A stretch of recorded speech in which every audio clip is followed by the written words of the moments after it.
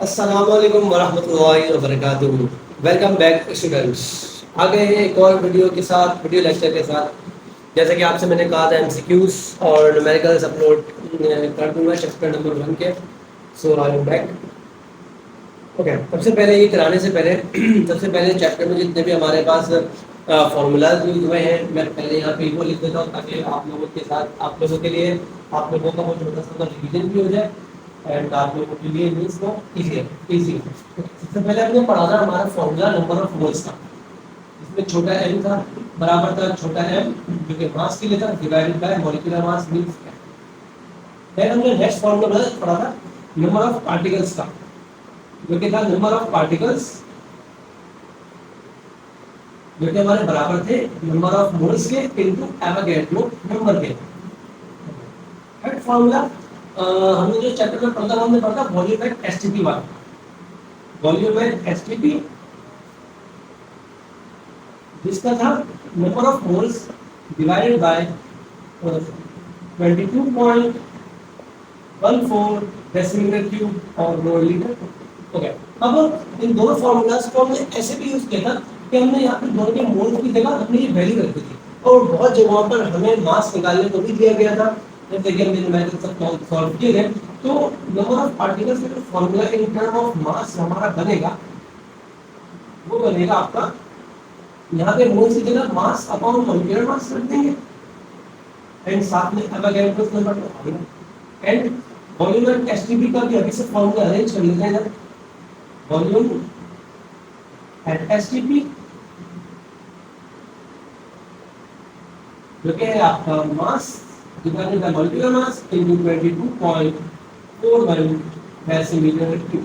Okay, हमने formula एक तरफ लिख लिए तो अब आपको अगर न्यूमेरिकल के बीच में अगर आपको याद ना आ रहा हो आप भूल रहे हो तो आप यहाँ से भी देखकर हेल्प ले सकते हैं। Okay okay, question number first question read कर लेते हैं। मैं कोशिश करूंगा कि ना अब मैं पूरा क्वेश्चन लिख नहीं रहेगा लेकिन मैं कोशिश करूंगा यहाँ पर ना क्वेश्चन की ना तस्वीर लगा दूं आपके लिए तो आपके लिए नहीं अगर आप साथ में बुक खोल के भी बैठ जाए तो आपके लिए वो भी बेहतर रहेगा। अगर आप मैं अभी कोशिश करूंगा पिक ना इधर लगा दूं क्वेश्चन की। ठीक है, तो स्टार्ट करते हैं। औज़ु बिल्लाहि मिनश शैतानिर रजीम बिस्मिल्लाहिर रहमानिर रहीम।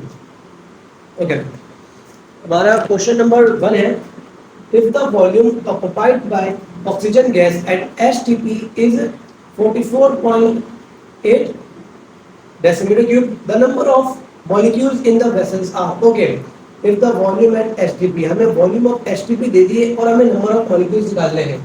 कौन से फॉर्मूले करूंगा ये volume at STP हमें गिवन है और हमें निकालना है number of molecules. Okay, number of molecules तो ये रहे और हमें लेकिन हमें दी गई वॉल्यूम एट एसटीपी। ओके, तो एवोगैड्रोस कांस्टेंट है। ओके, तो हम यूज करेंगे हम सबसे पहले वॉल्यूम एट एसटीपी को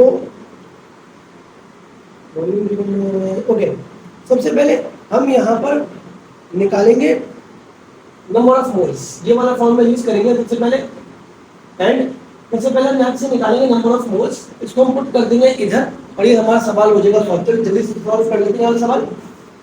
कौन सा फॉर्मूला इसके सबसे पहले हम यूज करेंगे वॉल्यूम एट एसटीपी वाला।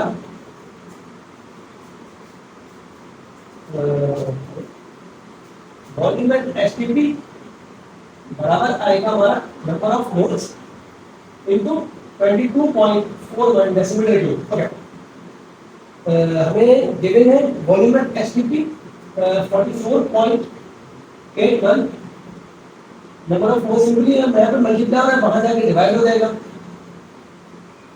सिंपली ये 1 सा एंड ये 2 सा नंबर ऑफ मोल्स हमारे पास आ गए हैं 2।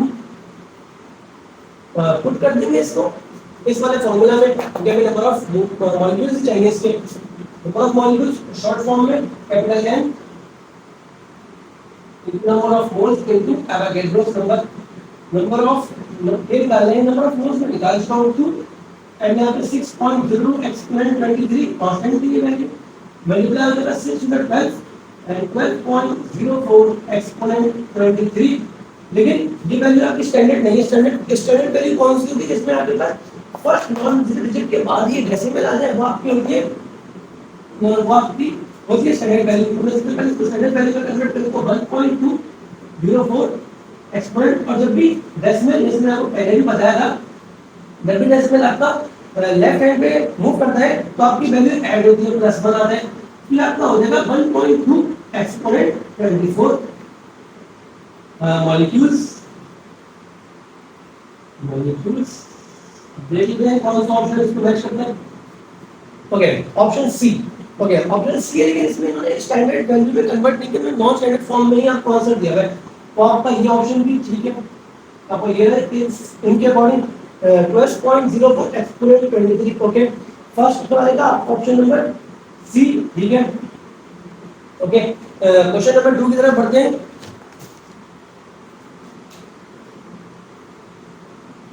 ओके ओके, क्वेश्चन नंबर 2 है आपका, the number of carbon atoms in one mole of sugar are approximately। okay, number of carbon निकालने हैं, ये हमें ये वाला फॉर्मूला यूज होगा, मोल्स दिए हैं, सिंपल फॉर्मूला है, सिंपल फॉर्मूला लिख लेते हैं, नंबर ऑफ कार्बन एटम्स निकालने हैं और हमें मोल्स मेंशन है।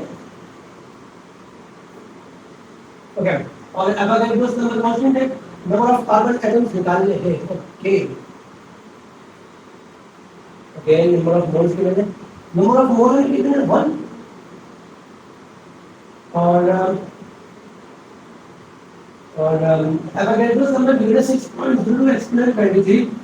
लेकिन अब आप ये बात इस फॉर्मूले में, इस एमसीक्यू में देखें कि इन्होंने आपसे ये नहीं कहा कि 1 मोल ऑफ कार्बन, इन्होंने आपसे बोले 1 मोल ऑफ शुगर, और 1 मोल ऑफ शुगर के अंदर है 12, तो आपके पास यहाँ पे कार्बन एक नहीं है, कार्बन आपके पास 12 कार्बन है यहाँ पे, तो आपके पास जो नंबर ऑफ कार्बन एटम्स, ये एक कार्बन एटम के लिए तो ये आ गया आपका जवाब 6.02 एक्सपोनेंट 23। ये आपका जवाब किसके लिए आया, ये आपका जवाब आया सिर्फ एक कार्बन एटम के लिए। लेकिन यहाँ पर आप शुगर के फॉर्मूला में देखें तो 12 कार्बन है, तो ये वैल्यू आपकी मल्टीप्लाई होगी 12 से,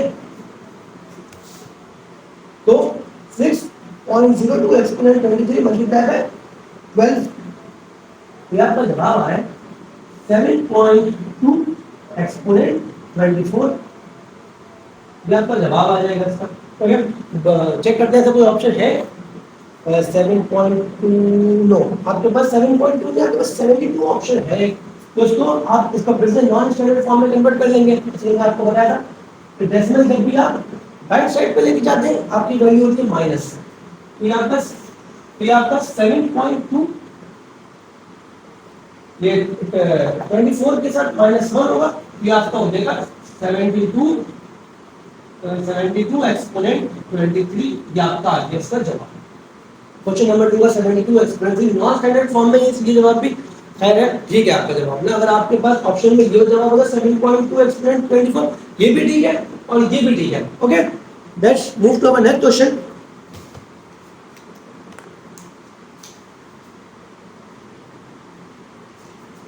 ओके, नेक्स्ट क्वेश्चन है हमारा, इन द रिएक्शन 2 सोडियम के मॉलिक्यूल्स मिले 2 वाटर से and 2 moles of sodium hydroxide burned with hydrogen gas. If 23 gram of sodium react with excess of water, the volume of hydrogen gas liberated at STP will be। okay, volume of hydrogen gas निकालनी है हमें eight STP। हमें mass given है sodium का, और molecular mass हमें पता है कितना 23 होता है इसका, तो हम ये वाला फॉर्मूला यूज करेंगे इसका, ये वाला। ओके, सिंपल कर लेते हैं, और वॉल्यूम एट STP निकालना है, मास गिवन है 23 ग्राम, मॉलिक्यूलर मास सोडियम का मुझे पता है 23 होता है, और मल्टीप्लाई बाय 22.41, 23 से 23 कट 22.41 डेसिमीटर क्यूब आपका आ गया। ओके, तो कौन सा ऑप्शन है आपका, ये आपका है ऑप्शन नंबर बी, 3 का option number B. Okay, let's come to our next question number 4. Which one of the following sample of substance contain the same number of atom as that of 20 gram of calcium? Okay, ये lengthy question नहीं था आज। Okay, इसको let's solve करते हैं इसको। Okay, कह रहा है same number of atoms. Okay, सबसे पहले इसके कैल्शियम के नंबर ऑफ एटम्स के सेम आ जाए, इनमें से कौन सा कंपाउंड है जो सेम नंबर ऑफ एटम्स देगा। ओके, कर लेते हैं कैलकुलेट। सबसे पहले कैल्शियम के नंबर ऑफ एटम्स निकाल लेते हैं। नंबर ऑफ एटम्स का फॉर्मूला ये रहा, नंबर ऑफ पार्टिकल बोलो, एटम बोलो, मॉलिक्यूल बोलो, कुछ भी बोलो, ये वाला फॉर्मूला यूज होता है नंबर ऑफ, नंबर के लिए के साथ ना, नंबर ऑफ एटम्स है देखिए नंबर ऑफ एटम। फॉर्मूला क्या था, नंबर ऑफ एटम्स निकालने कैल्शियम के। ओके, हमारे पास है, हमारे पास ये in term of, in term of mass, in term of mass ये वाला फॉर्मूला होगा, mass divided by molecular mass into Avogadro number. Mass कितना गिवन है इसका 20 gram and molecular mass of calcium होता है 40। ये आपका हो जाएगा 20 + 22 का हाफ। हाफ को जब भी एवोगैड्रो से मल्टीप्लाई करेंगे तब तुम्हारा वैल्यू आ जाएगी 3.02 एक्सपोनेंट 23। मींस कैल्शियम के पास जो आपके नंबर ऑफ एटम्स हैं वो है 3.02 एक्सपोनेंट 3। अब हमें कह रहा है कि नीचे कौन सा कंपाउंड है जिसके पास सेम नंबर ऑफ एटम आ जाएंगे। ओके, करना शुरू करते हैं। ऑप्शन नंबर ए चेक करते हैं। सबसे पहले 16 gram of sulphur. Okay, same चीज सल्फर के साथ भी कर लेते हैं। सल्फर के नंबर ऑफ एटम निकालने हैं, मास गिवन है, फार्मूला वापस नहीं निकला, यही वाला फार्मूला यूज होगा 16 ग्राम डिवाइडेड बाय सल्फर का एटॉमिक मास आएगा इसका, atomic mass molecular atomic mass है, एटॉमिक मास 32 हो जाए, जब मल्टीप्लाई में 6.02 एक्सपोनेंट 23 चल रहा है। 16 मतलब 16 का वही आपके पास हाफ से मल्टीप्लाई होगा, ये आपके पास आ जाएगा 3.02 एक्सपोनेंट 23, ये आपके पास आ गया। ओके, ये ऑप्शन ए इसका ठीक लग रहा है, लेकिन आपको ऑप्शन बी भी मैं चेक कर लेता हूं कि क्या पता कोई मिस्टेक तो नहीं हो रही है। 20 ग्राम ऑफ कैल्शियम, कैल्शियम में कार्बन है, same formula 20 divided by 12 into 6.02 exponent 23। अब इसकी वैल्यू कैलकुलेटर में डाल लेते हैं। 20 divided by 12 into 6.02 एक्सपोनेंट 23। आपका जवाब आ रहा है 1 आ रहा है, लेकिन आपका तो ये लेकिन 3 जब आप इसका 1 आ रहा है मतलब ये वाला ऑप्शन इसका गलत है। मींस आपने जो यहाँ पे निकाला है इसका ये वाला ऑप्शन, ऑप्शन ए ये आपका करेक्ट है। तो इस वाले एमसीक्यू का आपका करेक्ट ऑप्शन है option number A. Okay okay students, okay question number 4 हो गया। क्वेश्चन नंबर 5 देख लेते हैं। Which one of the following statement is incorrect? मतलब कौन सी बात गलत लिखी हुई है यहाँ पे। Okay, the mass of 1 mole of chlorine gas is 35.5, ये हमें चेक करना पड़ेगा। Then the mass of 1 mole of, okay check कर लेते हैं। क्वेश्चन नंबर 5, क्वेश्चन नंबर 5 है हमारा, चेक कर लेते हैं जवाब। इसका सही जवाब क्या है, the mass of, मास निकालना है, the number of moles given है, means number of moles given है। ये हमें ये वाला फर्स्ट वाला फॉर्मूला यूज होगा, ये हमें नंबर ऑफ मोल्स गिवन है। कंपाउंड का नाम दीजिए तो मतलब हमें इन्होंने मॉलिक्यूलर मास मेंशन कर दिया है ना। एक क्लोरीन का 35.5 होता है, 2 क्लोरीन का आपका हो जाएगा 71। ओके, तो डिवाइड नंबर ऑफ मोल्स का फॉर्मूला लगेगा mass divided by molecular mass. Mass निकालना है तो सिंपली मास छोटा m एंड ये इसका डिवाइड होना बाकी का कितना आ जाएगा, number of moles into molecular mass. Number of moles divided bye 1 और मॉलिक्यूलर मास हमारे पास कितना हो जाएगा 71। तो इसका मास आ रहा है हमारा 71 ग्राम। ओके, पहला ऑप्शन इसका गलत है क्योंकि यहाँ पे आपके 35.5 ग्राम मेंशन है, लेकिन जवाब इसका 71 आ रहा है। ओके, सेकंड ऑप्शन चेक करें या सही है, चलिए खैर है चेक कर लेते हैं। इसका ऑप्शन ए ही ठीक आ रहा है। कभी भी जल्दबाजी में ये ना करें कि आपका अगर पहला ऑप्शन ठीक आ रहा है तो फौरन आगे बढ़ जाए। मेजॉरिटी टाइम ऑप्शन ए ठीक नहीं होगा, इसलिए लाजमी ऑप्शन बी भी चेक करें। आपका इस केस में आपके पास पहले ऑप्शन ही ठीक आ जाए, हो सकता है इंसान है गलती होती है। ऑप्शन बी चेक कर लेते हैं, इसका ठीक आ रहा है गलत आ रहा है। 1 mole of hydrogen gas, moles given है 1 mole of hydrogen gas contain dash number of molecules, ये चेक करना है। नंबर ऑफ मोल्स गिवन है और मॉलिक्यूल चेक करने हैं, कौन सा फॉर्मूला यूज होगा, ये वाला फॉर्मूला यूज होगा। लिख लेते हैं इसके पार्ट डी के लिए नंबर ऑफ पार्टिकल्स मिला कर नंबर ऑफ मॉलिक्यूल फंक्शन है n into Avogadro number, number of moles one mention है and Avogadro number 6.02 exponent 23, 6.02 exponent 23 is के number of moles, मतलब इसके जो number of molecules है वो आपके पास आ रहे हैं 6.2, मतलब ये आपका सही है। हमें बताना इनकरेक्ट कौन सा है, तो आपका ऑप्शन नंबर ए ही आपका करेक्ट इनकरेक्ट है, तो ऑप्शन का करेक्ट जवाब हो जाएगा ऑप्शन ए, क्योंकि यही गलत बात लिखी थी, बाकी सारी बातें ठीक लिखी थी। Okay, question number 6, for Avogadro's number this statement is correct. गलत बात कौन सी लिखी हुई है, एवोगैड्रोस नंबर के according it is the number of particles in 1 mole of a substance. Okay, ये इसकी डेफिनेशन है, बिल्कुल सही बात लिखी हुई है।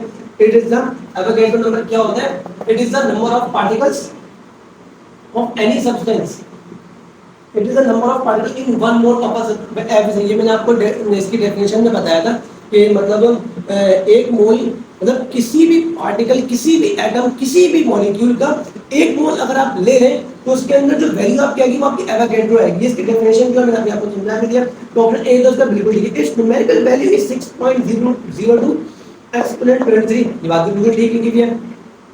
It's value changes if temperature changes, नहीं ये बात आपकी गलत लिखी थी, क्योंकि आपको एवोगैड्रो का जो फॉर्मूला है उसमें आपका नंबर ऑफ इसका यूजुअली डिपेंड करता है, आपके नंबर ऑफ मोल्स पे डिपेंड करता है, नंबर ऑफ पार्टिकल पे डिपेंड करता है। अगर नंबर ऑफ मोल्स बढ़ेंगे एवोगैड्रो नंबर बढ़ेगा, अगर नंबर ऑफ पार्टिकल्स आप ऊपर नीचे करेंगे तो उसमें भी आपके पास एवोगैड्रो नंबर की वैल्यू चेंज होगी, लेकिन टेंपरेचर के साथ कोई ताल्लुक नहीं है इसका। तो आपका ऑप्शन सी ही आपका गलत लिखा था, ऑप्शन सी आपका ठीक हो जाएगा ऑप्शन क्वेश्चन नंबर 6 का।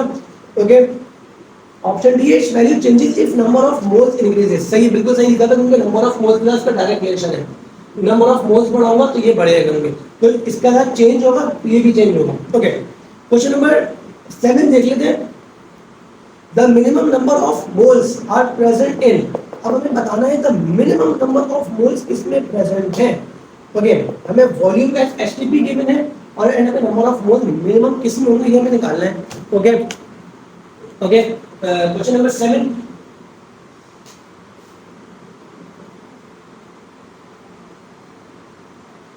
ओके, क्वेश्चन नंबर 7,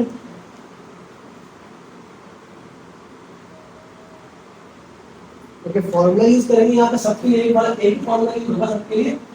हमें निकालेंगे वॉल्यूम एट एसटीपी, नहीं वॉल्यूम एट एसटीपी में गिवन है, मैं पहले फॉर्मूला लिख लेता हूं, number of moles into 22.41 decimal two. Okay, the minimum number of moles निकालने हैं।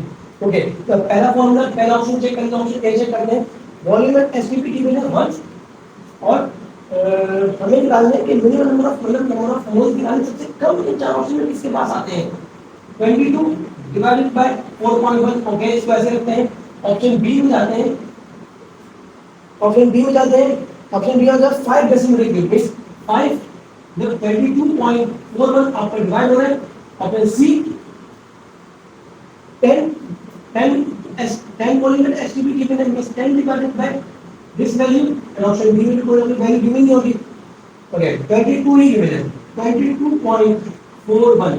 ओके, तो ये से कट जाएगा तो आपके पास डी ऑप्शन तो आपके पास 1 आ रहा है, बाकी ऑप्शंस चेक कर लेते हैं कि मिनिमम सबसे कम नंबर ऑफ मोल्स हमें कौन दे रहा है, 1 डिवाइडेड बाय 22.41।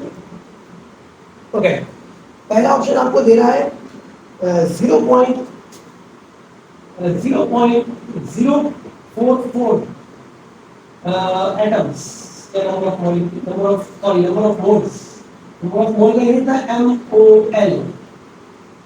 सेकंड चेक करते हैं 5 डिवाइडेड बाय 22.41, ये आपको दे रहा है 0.22 मोल। अपने सी चेक कर लेते हैं 10 डिवाइडेड बाय 22.41, तो ये आपका दे रहा है 0.44 मोल। तो सबसे छोटी आपके पास जो वैल्यू आ रही है वो आपके पास आ रही है ऑप्शन नंबर ए में। तो इस वाले एमसीक्यू में जो मिनिमम नंबर ऑफ मोल आपसे मांगे गए हैं वो है आपका option number A. Okay okay, next question की तरफ बढ़ते हैं। Option number question number 8. Okay. Number of atoms in 60 gram of carbon are.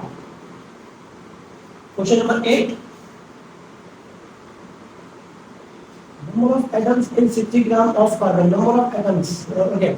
ये वाला फॉर्मूला यूज होगा नंबर ऑफ एटम्स का. ये वाला नंबर ऑफ एटम ये वाला.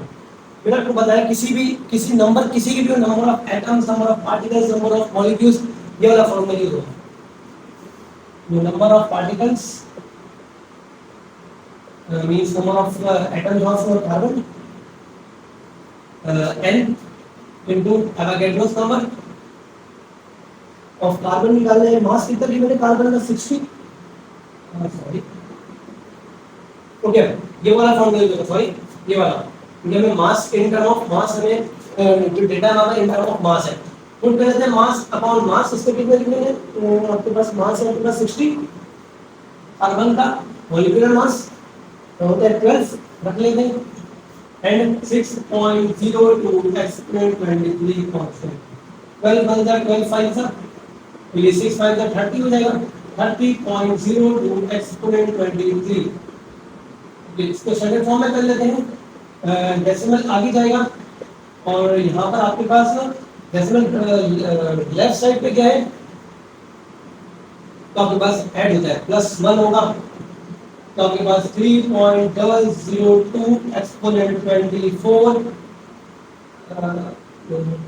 एटम्स ऑफ कार्बन जवाब आ जाएगा.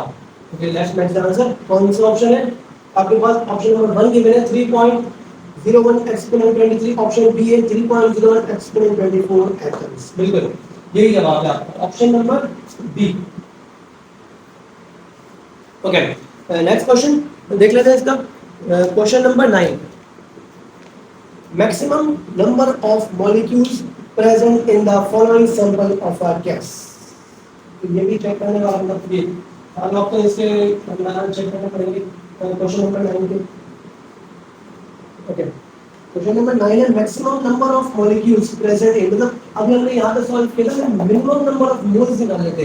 यहाँ पे हमारे पास है मैक्सिमम नंबर ऑफ मॉलिक्यूल्स. वही सेम फॉर्मूला लिख दो नंबर ऑफ मॉलिक्यूल्स के लिए. पहले फॉर्मूला लिख लेता हूं मैं क्वेश्चन नंबर 9 का. नंबर ऑफ मॉलिक्यूल्स बराबर आएगा मोल्स इनटू एवोगैड्रो नंबर के. ओके, ऑप्शन ए चेक करते हैं सबसे पहले किसमें सबसे ज्यादा मैक्सिमम नंबर ऑफ मॉलिक्यूल्स आ रहे हैं. 100 मास गिवन है, 100 मॉलिक्यूलर मास कितना आ जाएगा? O2 का. एक ऑक्सीजन का 16 होगा, 2 का 32 हो जाएगा, 32 हो जाएगा, डिवाइडेड बाय 6.02 एक्सपोनेंट 23. ओके, बस सॉल्व कर लेते हैं इसको. 100 डिवाइडेड बाय 32 इनटू 6.02 एक्सपोनेंट 23, तो ये आपका आ जाएगा 1.88 एक्सपोनेंट 24. ओके, क्या आएगा? Number of atoms of O2. Okay, option B check कर लेते हैं. ऑप्शन बी में आपके पास गिवन है 100 ग्राम ऑफ मीथेन CH4. ये CH4 है, CH4 है. ऑप्शन सी भी लिख लेते हैं यहीं पे, एक साथ चेक कर लेंगे सारे. 100 ग्राम ऑफ कार्बन डाइऑक्साइड है, 100 gram of carbon dioxide. And option B में आपके पास फंक्शन है 100 gram of chlorine. 100 gram of chlorine. तो ये सब में फॉर्मूला डायरेक्ट लगा दें. मास 100 है, CH4 एक कार्बन प्लस 12 होता है, 12 plus 4 16 divided multiply by 6.02 exponent 23. Calculator में लेंगे तो 100 divided by 16 multiply by 6.02 exponent 23, तो ये आपका आ जाएगा 3.76 एक्सपोनेंट 24. ओके, ये इससे तो ज्यादा ही आगे है कि हम जैसे मैंने अभी आपको बताया एमसीक्यूज में जल्दबाजी नहीं करनी. अगर आप जल्दबाजी करेंगे तो आप यही ऑप्शन लगा के आ जाएंगे, लेकिन ये गलत है. हमें लाजमी आगे ऑप्शन चेक करने हैं कि हमारे पास कोई और ऑप्शन तो नहीं है. ये मिनिमम मैक्सिमम वाले में आपको सारे ऑप्शन चेक करने पड़ेंगे.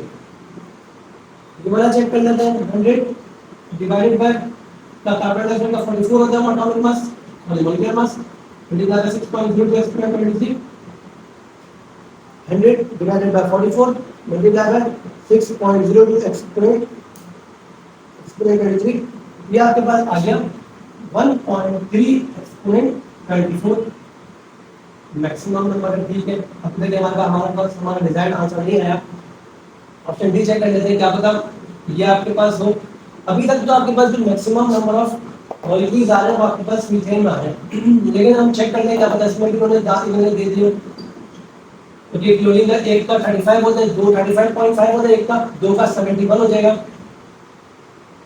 मिल जाएगा 6.02 exponent 23 100 divided by 71 multiply by 6.02 exponent 23, ये आपका आ गया 8.47 एक्सपोनेंट 23। ओके, देखें सबसे ज्यादा आपके पास इसमें डी ऑप्शन में। अगर मैं यहाँ पे जल्दबाजी करता ऑप्शन बी करेक्ट लगा देता तो गलत हो जाता जवाब, मेरा एक मार्क्स ज़ाया हो जाता। तो इसका करेक्ट ऑप्शन क्वेश्चन नंबर 9 का आपके पास करेक्ट ऑप्शन है, आपके पास करेक्ट ऑप्शन है D, option number D. Okay, question number last question number 10 देख लेते हैं। Generally actual yield is, 4 option दे दिए भाई, ये भी आपने लास्ट लेक्चर में बात पढ़ाई थी। ये एक्चुअल यील्ड आपके पास हमेशा कम आती है थियोरेटिकल यील्ड से। वजह आपको पता है, ड्यू टू साइड रिएक्शंस, क्योंकि साइड रिएक्शंस आपके पास बहुत ज़्यादा होते हैं, इसलिए एक्चुअल यील्ड हमेशा कम आती है थियोरेटिकल यील्ड। ओके, ये आपके पास हो गए हैं questions complete. Okay, thank you guys for watching. मिलते हैं आपसे नेक्स्ट वीडियो में।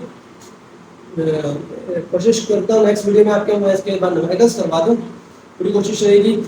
Okay guys, thanks for watching. अगर आपको समझ आ रहा है, अगर आपको you like my work, do like share and subscribe to your, and also share this to your friends who are on the जो आपके सेम आपके कॉलेज में आपके कोचिंग में साथ हैं, ताकि उनकी भी हेल्प हो सके। Okay, thank you guys for watching, दुआओं में याद रखिएगा। ओके, अल्लाह हाफिज़।